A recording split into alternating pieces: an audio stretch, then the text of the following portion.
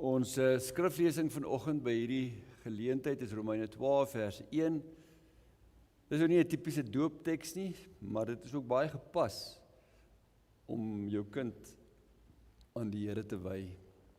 Maar voor ons daar saam lees, kom ons sluit die oë en dan bid ons saam. Hemelse Vader, ons buig voor U in aanbidding, U die lewende Here. Dankie vir die voorreg, Here Jesus, dat ons deur U bloed in hierdie oggend na die Vader kan nader. Dat ons kan stil word om U te aanbid deur die Heilige Gees wat in ons harte woon. Here, ons buig voor U oor U grootheid, oor U almag, oor U heiligheid. Bo alles oor U genade, U barmhartigheid. Dankie vir U woord, ons dankie dat ons U nou kan aanbid. Ons bid ook dat U deur U woord met ons sal praat en dat U self sal verheerlik en dat die fokus op U sal val. Praat U met ons, Here, ons bid dit om Jesus ontwil. Amen. Ek lees vir ons saam Romeine 12 net vers 1. En nou doen ek 'n beroep op julle broers op grond van die groot ontferming van God. Gee julle self aan God as lewende en heilige offers wat vir hom aanneemlik is. Dit is die wesenlike van die godsdiens wat julle moet beoefen. Ons tema vanoggend is ware aanbidding. Wat is ware en egte aanbidding? Hoe weet ek dat die manier waarop ek God aanbid waar en eg is? Nou in die Bybel is vele opdragte dat as ons as gelowiges saamkom om die Here te aanbid, sy lof te besing en dat ons aan hom eer moet gee vir wie hy is. En die Psalms verwoord pragtig. Die Psalms gee vir ons woorde om God te aanbid. Net twee voorbeelde, Psalm 96, gee eer aan die Here vir die heerlikheid van sy naam, bring dankbewyse en gaan sy voorhowe binne, buig in aanbidding voor die Here in sy glansryke heiligheid. Psalm 100, dien die Here met blydskap, kom in sy teenwoordigheid met 'n gejubel, gaan sy poorte binne met lofprysing, sy voorhowe met 'n loflied, loof hom, prys sy naam. Daar moet vreugde in die hart wees, omdat U vanoggend hier is, om die Here te aanbid. Dit is duidelik, dit gaan nie oor ons nie. Dit gaan oor die Here, oor sy grootheid, oor sy almag en heiligheid, en dat hy verheerlik moet word. Dis hoekom ons hier saam is, dat hy verheerlik word.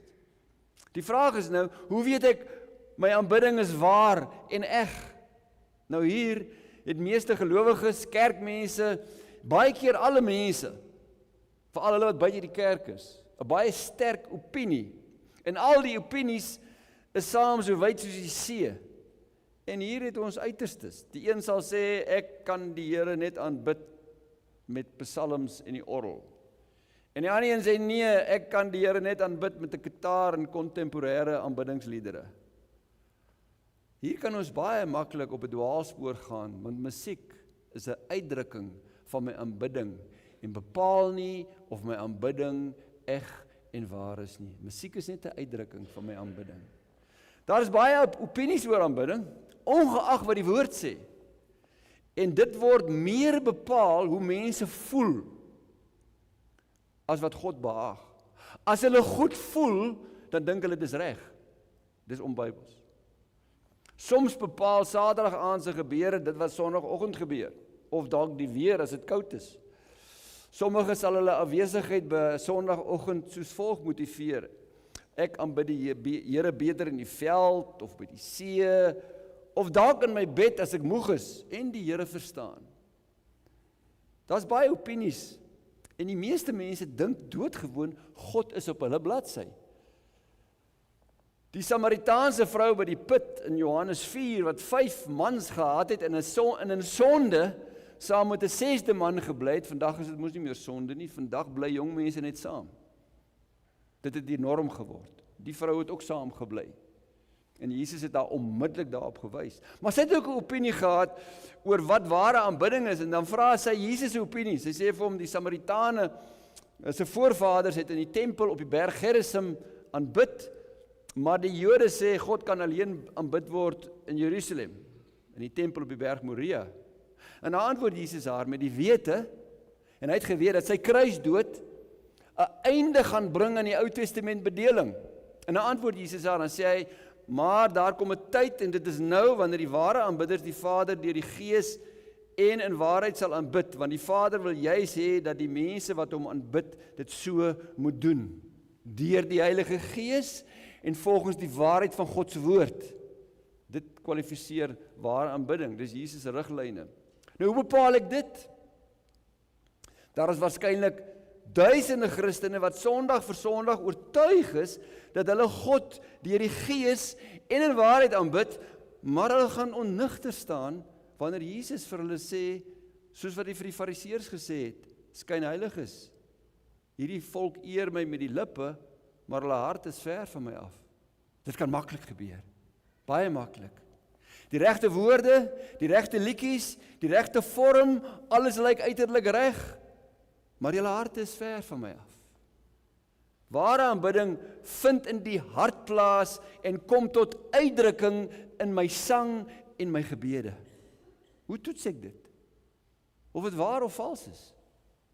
In die dagboek Extreme Devotion, uitgegee deur The Voice of Martyrs, martelare vir Christus, die boek is in 2001 uitgegee, is daar 365 verhale van gelowiges baie gelowiges wat oor die eeue die hoogste prys vir hulle geloof betaal het. Maar op dag 46, jy kan die boek vir jy gaan koop, is 'n aangrypende boek, vertel die aangrypende verhaal van gelowiges in 'n kerkgebou in kommunistiese Rusland, waarskynlik hier in die 70 en 80 jare, wat getoets is of hulle aanbidding waar of vals was. Nou die verhaal word soos volg vertel. Die kerklidmate was besig om lofliedere te sing, soos wat ons ook vanoggend gesing het, toe 2 soldate met gewere binnekom. Die diens het tot stilstand gekom, terwyl die Russiese soldate met wilde oë na hulle gekyk het en geskree het, wat doen julle hier? Aanbid julle 'n denkbeeldige God? Hulle het in mekaar gekrimp in hulle banke en gewonder of daar nog soldate buite was met gewere. En toe sê die soldate, almal wat getrou aan hierdie God is, hierdie denkbeeldige God van julle, beweeg na die regterkant van die kerk, het een van die soldate gesê. En die wat wil huis toe gaan en hulle lewens wil spaar, gaan staan aan die linkerkant. Julle sal vandag moet besluit of julle gaan lewe of sterwe. Die wat aan hierdie God van julle getrou is, sal sterf. Die wat hom verloon, is vry om te lewe. 10 minute vroeër het almal hartlik saamgesing. Nou was dit skielik 'n kwessie van lewe of dood. Party het aan die linkerkant gaan staan, die wat hierdie God verloon. En hulle het hartseer en half verontskuldigend na die regterkant gekyk en vir hulle gewaai. Party het aan die regterkant gaan staan, bidend, oë toe, dalk hulle laaste gebed. En toe sê die soldate, julle aan die linkerkant is nou welkom om te gaan. Die mense het uitgestap, toe stap hulle nou uit, waarskynlik meer as die helfte, terwyl hulle nog 'n laaste keer kyk in die rigting van hierdie wat nou agterbly aan die regterkant, en wat binnekort geskied gaan word. En toe net die mense aan die regterkant oorbly, het die soldate hulle wapens neergesit, en toe sê hulle, ons is ook Christene, het hulle gesê, maar ons wil graag aanbid sonder skynheiliges. Ons weet die wat nou hier agterbly. Hulle is hier omdat hulle hier wil wees. Is my aanbidding, is jou aanbidding eg of vals? Waar sou jy gaan staan het? Linkerkant of wie? Vir regterkant? Sou jy uitgestap het? Geliefdes, in Romeine 12 vers 1 beskryf Paulus vir ons wat is ware aanbidding. Lees weer die teks, 2020 vertaling, ek het die 83 vertaling gelees. Broers, op grond van die barmhartigheid van God roep ek julle dis nou op om julle liggame beskikbaar te stel as 'n offer wat lewend en heilig is en vir God aanneemlik. Dit is julle sinvolle godsdiens. So na hierdie vers kyk. Kom ons kyk net aan die laaste kort sin in vers 1 wat verwarrend kan wees omdat dit verskillend vertaal word. Dit is julle sinvolle godsdiens, vertaal hulle dit. Maar as jy gaan kyk, dan sien jy 83 vertaling sê, dit is die wesenlike van die godsdiens. Die 53 vertaling, dit is julle redelike godsdiens. Die King James sê, your reasonable service. Die ESV, wat 'n baie goeie vertaling is, your spiritual worship. Good News Bible, this is the true worship that you should offer. In die NIV, this is your true and proper worship. Nou die Griekse woorde, logikos, latreia, word verskillend. Dis die wat met sinvolle godsdiens of met spiritual worship vertaal word verskillend vertaal met sinvolle godsdiens, wesenlike godsdiens, redelike godsdiens, en spiritual worship, en true and proper worship. Nou, logikos beteken letterlik, dis waar die woord logies vandaan kom. Dit wat logies volgens jou verstand sin maak. En latreia beteken letterlik om in 'n godsdienstige konteks God te dien of te aanbid. So wat wil Paulus sê?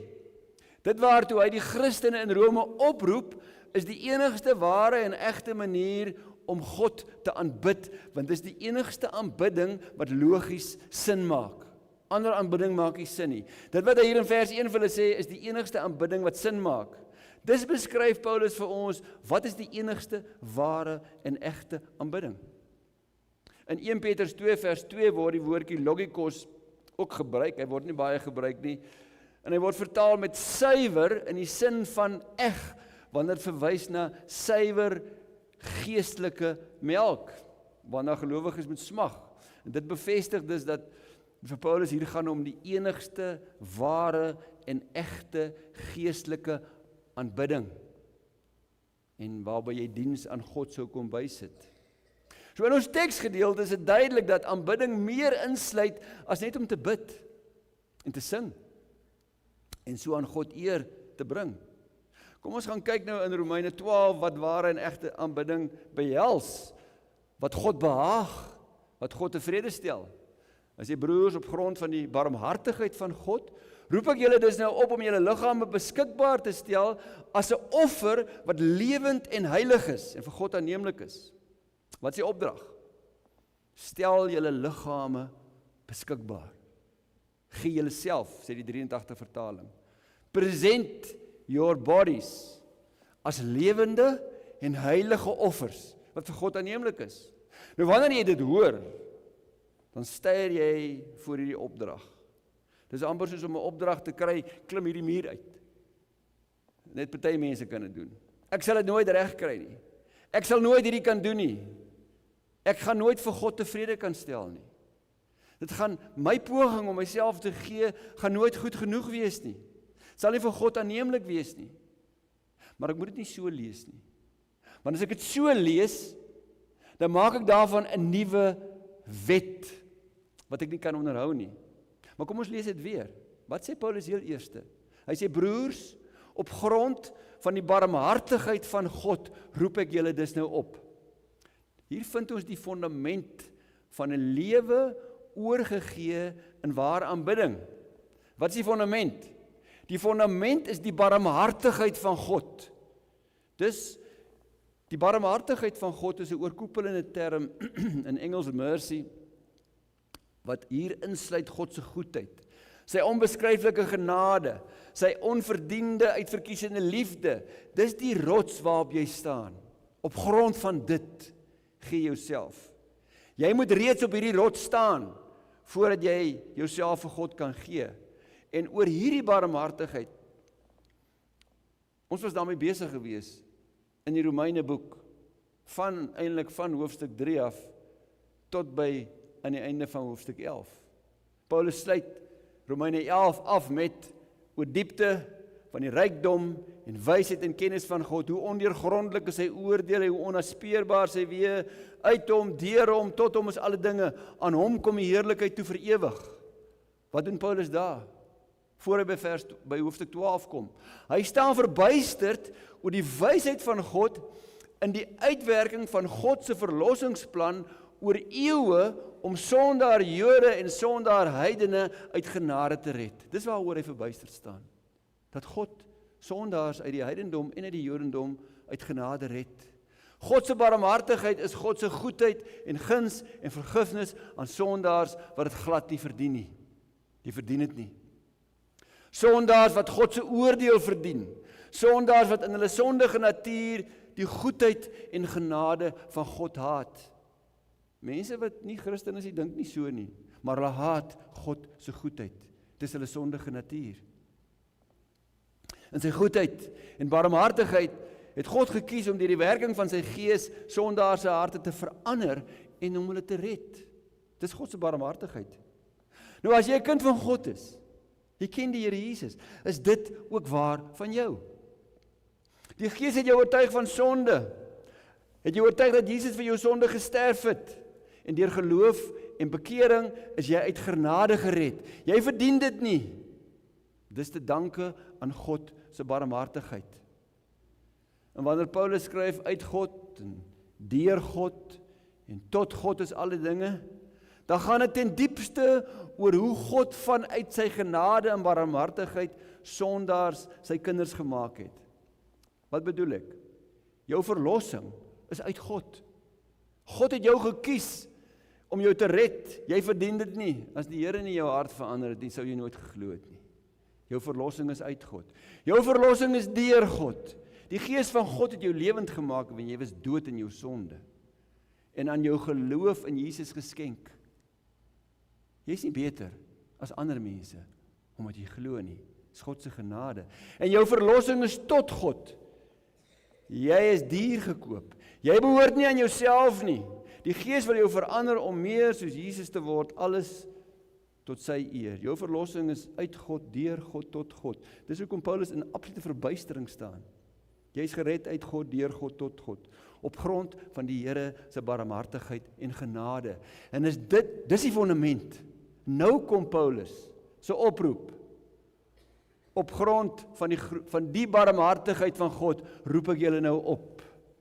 So God se barmhartigheid, sy goedheid, sy onverdiende guns is die rede en die fondament van die oproep. En daarom is dit nie 'n onklimbare berg nie. Dis nie vrees vir God se oordeel en straf wat Paulus sê, gee julle self aan die Here omdat hy reël is nie. Hy sê gee julle self aan God omdat hy barmhartig is en aan julle genade betoon het. So dit gaan oor dankbaarheid vir sy goedheid en guns. Wat is die oproep? Stel julle liggame beskikbaar as 'n offer wat lewend en heilig en vir God aanneemlik is. Gee julle self aan God as lewende en heilige offers wat vir hom aanneemlik is. Gee julle liggame, dis wat daar staan, as lewende en heilige offers. So nou is ons by die betekenis van ware aanbidding. Gee julle liggame. Nou wat is jou liggaam? Jou liggaam sluit jou hele menswees in. So jy kan nie in die gees vanoggend hier wees en in jou bed lê nie. Dan is jy nie hier nie. Jy moet hier wees. Sê die Here wil aanbid. Jou liggaam sluit jou hele menswees in. Jou gees of siel is deel van jou liggaam. Alles wat jy is, jou woorde, jou dade, ook wat jy besit, dit hoe jy elke dag teenoor mense optree, dit is jou liggaam. Jy gee jou liggaam, jouself, nie om iets te verdien nie. Jy kan niks verdien nie. Jy het dit klaar uit genade ontvang. Nee, jy gee jouself, jou liggaam uit dankbaarheid op grond van God se barmhartigheid. Hoekom?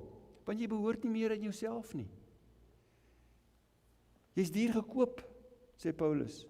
Losgekoop met die kosbare bloed van Christus, sê Petrus. Gelowiges, as 'n gelowige, kan jy niks anders doen as om jouself te gee nie. As jy waarlik 'n gelowige is, wil jy niks anders doen as om jouself te gee nie. En nou kom Paulus by hoe ek myself aan God gee as 'n lewende en 'n heilige offer. Nou eers die vraag, wat beteken dit om jouself as 'n offer aan God te gee? Die woord offer herinner aan die vele offerpraktyke in die Ou Testament waar diere geoffer is as sondeoffers. Maar hier dink ons veral aan dankoffers, want daar was brandoffers wat sondeoffers was en daar was ook dankoffers gewees. Nou vrywillig, uit dankbaar gee jy jouself as offer, die beste. En verder is 'n offer nie iets wat jy kan terugneem of wil terugneem nie. Jy kan nie die opsit en weer afhaal nie. 'n Offer op die altaar impliseer alles uit dankbaarheid. In die Ou Testament kon die gelowige nie 'n deel van die dier wat hy offer vir homself terughou en die res van die dier offer nie. Dit sou 'n gruwel voor God wees.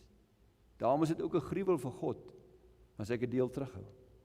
'n Offer is 'n volle oorgawe van jou liggaam en gees, alles wat jy is, wat jy besit, nie om iets te verdien nie, maar omdat jy nie 'n ander keuse het nie, uit dankbaarheid. Jy doen dit uit dankbaarheid. Jy kan nie, of jy wil nie 'n deel van jou lewe terughou nie, jy wil alles vir die Here gee. William Booth was die stigter van die Salvation Army, wat duisende mense opgetel het uit armoede en by die Here Jesus uitgebring het. En by 'n geleentheid het iemand vir hom gevra, "How do you think it is that God has made such use of you, since you are a fairly insignificant figure? Jy is maar nie baie aansienlik nie. Hoe is dit dat God jou so gebruik?" En toe antwoord William Booth en hy sê, "Jesus Christ has all of me. Jesus Christ has all of me." Omdat hy alles van my het, kan hy my gebruik.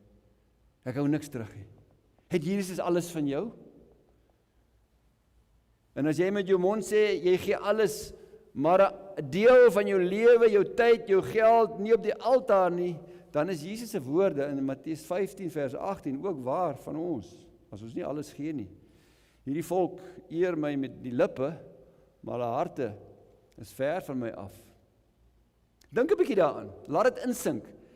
Die Here Jesus het nie sy liggaam teruggehou, toe hy homself as versoeningsoffer vir ons sonde gegee het nie. As offer op Golgotha is Jesus Christus volledig, as ek die woorde kan gebruik, verbrand onder God se toorn en straf vir my en jou. Hy het alles gegee. En daarom vra God alles, uit dankbaarheid. Daarom wil ek en jy ook niks terughou, wanneer ons uit dankbaarheid ons lewens aan hom offer nie. En daarom sal God se ware kinders met vreugde hulle kruis opneem, hulle self verloon, hulle self aan die Here Jesus as offers gee. Nie teensinnig en hulle is nie bereid nie. Is jy bereid? Is ek bereid? Jim Elliot was 'n sendeling wat op 22 jaar op 28 Oktober 1949 in sy dagboek geskryf het, "He is no fool who gives what he cannot keep to gain which he cannot lose." As jy jou lewe vir die Here gee, jy kan dit nie verloor nie. Maar as jy dit probeer hou, dan gaan jy dit verloor. Hy het verwys na sy lewe wat hy as offer vir Christus gee, ongeag wat dit hom sou kos. Nou, hy was getroud gewees met Elizabeth Elliot en hulle het 'n dogtertjie Valerie gehad. En op 29 jaar het hy hierdie woorde uitgeleef as 'n sendeling in Ecuador in Suid-Amerika, waar hy en 4 ander sendelinge uiteindelik in 1956 met spiese doodgesteek is, terwyl hulle probeer het om kontak te maak met die mans van 'n onbereikte stam, die Auca stam in die Amazone. Daai foto's geneem, dis 2 weke omtrent voor hulle doodgemaak is, op die plek waar hulle doodgemaak is. Die aangrypende is, in plaas daarvan om wraak te neem, het Jim Elliot se weduwee, Elizabeth Elliot, en haar 3-jarige dogtertjie Valerie, en die suster van die vlieënier, wat ook 'n sendeling was, Rachel Saint, 2 jaar na haar man se dood, het hulle as sendelinge in die dorpie gaan bly, by die mense wat haar man doodgemaak het, waar die Auca stam gewoon het. Daar sy met haar dogtertjie. Geweldig primitief. Baie van die stam het tot bekering gekom, so ook die moordenaars van die 5 sendelinge. In 'n sin het Elizabeth baie groter offer gebring as haar man, omdat hy sy lewe gegee het. Om haar lewe as 'n offer te gee, om die stam te bereik wat haar man vermoor het, was nie maklik nie. 'n Boek oor haar lewe geskryf. Sy het gesê, "Sometimes life is so hard, you can only do the next thing. Whatever that is, just do the next thing. God will meet you there." As jy in moeilike omstandighede is. God se wees nie ons wees nie. Hy werk ver bo wat ons kan bid of dink, as ons hom net kan vertrou om ons lewens as offers te gee. En daarom het Elizabeth Elliot ook gesê, "To pray, thy will be done, I must be willing if the answer requires that my will be undone. En dit bring ons by die volgende vraag. Wat beteken dit om 'n lewende offer aan God te wees?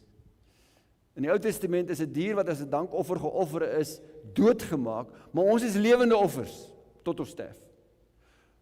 Hoe is jy 'n lewende offer? Ons was dood in ons sonde en ons is lewend gemaak deur Christus om vir Christus te lewe. Daarom skryf Paulus, want vir my is om te leef Christus en om te sterf wins, maar as my liggaam bly leef, beteken dit dat ek nog verder vrugbaar sal kan werk. Net as die Gees jou lewend gemaak het en jy deur 'n lewende geloof in Christus ingelyf is, kan jy 'n lewende offer wees, totdat jy jou laaste asem uitblaas en sterf. Dis 'n lewende offer. Wat beteken dit om 'n heilige offer te wees? Ons weet nou wat 'n offer is, alles. Lewende offer. Wat is 'n heilige offer? Heilig in die konteks beteken nie volmaak sonder sonde nie. Jy moet wel wegvlug van dit. Want net God is volmaak heilig. Net hy is absolute lig en wie daar geen duisternis is nie. En ons het 'n voortdurende stryd teen ons sondige natuur, die wêreld en die duiwel, en daar is oorwinning deur die Gees, maar daar's 'n voortdurende stryd. So wat beteken 'n heilige offer? Dit beteken jy's volledig afgesonder vir God. Dis een van die betekenisse van heilig. Jy's eenkant gesit en jy behoort aan hom alleen. Jy's duur gekoop. Jy behoort nie aan jouself nie. Jy het nie 'n sê nie. Jy's gekoop. Jy's gekoop. Jy behoort aan hom. Waar jy voorheen jou liggaam, jou oë, jou tong, jou ore, jou hande, jou voete, jou verstand, jou seksualiteit gebruik het om sonde te doen en so die duiwel en die sondige wêreld te behaag, stel jy nou jou liggaam en al sy ledemate in diens van God om sy wil te doen en om hom te behaag. Dis 'n heilige offer. Die beste definisie van 'n heilige offer gee Paulus vir ons reeds in Romeine 6 vers 19. Daar sê hy, soos julle elke deel van julle liggame in diens van sedelike onreinheid en wetteloosheid gestel het en losbandig gelewe het, so moet julle nou elke deel van julle liggame in diens van God stel om heilig te lewe. Want julle is nou afgesonder vir God. Julle behoort nie meer in julleself nie. Jy het nie 'n keuse nie. In Korintiërs 6, 19 tot 20 wys Paulus die gelowiges daarop dat hulle nie meer aan hulle self behoort nie. En dat hulle liggame wat voorheen tempels van sonde was, nou 'n tempel van die Heilige Gees is. Hy sê vir hulle, of weet julle nie dat julle liggaam wat julle van God ontvang het 'n tempel is van die Heilige Gees in julle en dat julle nie aan julleself behoort nie, want julle is duur gekoop, verheerlik God dan met julle liggaam. Geliefdes, nou is ons terug by ware aanbidding. Ware aanbidding is om myself aan God te gee, sy lewende en heilige offer wat vir hom aanneemlik is en hom verheerlik. Alles wat ek dan doen, hoe ek lewe, hoe ek werk, hoe ek teenoor my vrou en my kinders en kleinkinders optree, hoe ek vakansie hou, hoe ek bid, hoe ek Bybel lees en hoe ek in die kerk sit, is 'n uitdrukking van 'n lewe van aanbidding in my hart om hom te verheerlik. Dit word dan sigbaar. Dit moet ook hier sigbaar word. En dis 'n gruwel voor die Here as daar iets anders buite is as wat daar binne is. En Sondae se eredienste waar die kinders van die Here saamkom om sy woord te hoor en God te verheerlik deur sang en aanbidding, dit wat ons as gemeente hier doen is voor God net 'n uitdrukking van die egtheid van ons aanbidding of dalk van die valsheid van ons aanbidding wat reeds in ons harte is en net God weet dit ten diepste. 1 Kronieke 28 vers 9 staan daar, want die Here ondersoek alle harte en ken die bedoeling van elke gedagte. Soos ons nou hier in die kerk is, daarby sluit ek myself in, weet die Here presies wat die aanbidding in my hart is. Soos ek regtig lief vir die Here Jesus is en hy dankbaarheid uitverkoop is aan Jesus om my hart en lewe aan hom te wy, sal ek elke oomblik uitkoop om saam met ander kinders van God die Here te aanbid en te verheerlik. Want dit gaan nie oor my nie. Dit gaan oor hom. So as hier 10 mense in die kerk sit, wat die Here waarlik aanbid in hulle harte, dan is dit vir die Here baie meer kosbaar as wat die kerk stampvol is en mense lekker voel, maar hulle nie die Here in hulle harte aanbid nie. Dis hoe God kyk. Dis hoe hy oordeel. Voor ek afsluit wil ek die volgende punt herhaal, baie duidelik stel en bevestig.